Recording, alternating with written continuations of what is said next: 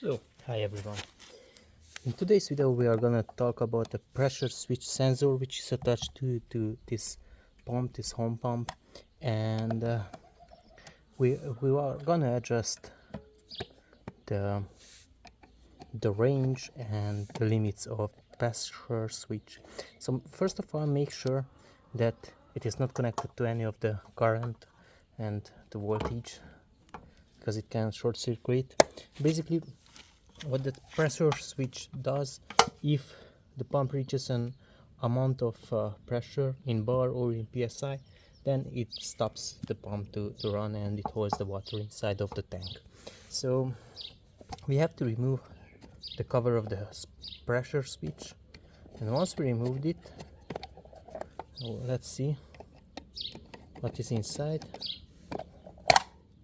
Once we remove it, then we will see internally in the holder some amounts of cut on and cut off.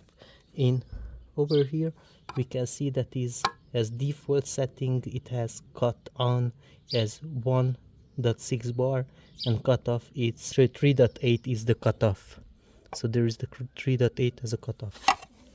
So it's very important, if you are turning this screw to counterclockwise, then we are decreasing the pressure.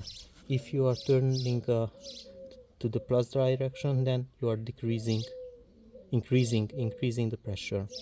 And the small one, it is a delta P, which is adjusting the range of the pressure between the cut off and cut on.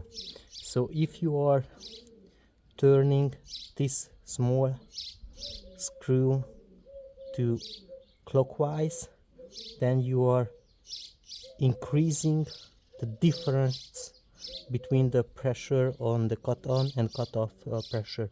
If you are turning in the other direction, then you are decreasing the pressure.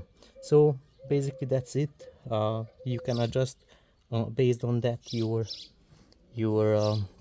limits, and once you have set it and adjusted based on your need, you can even test it on the fly, and make sure that once you are putting the top cover back, that the separator of the silicone holder is in the right position, because that is responsible to be an IP65 isolation and to do not make any short circuit in case of watering, in case of leakage in somewhere in the pump.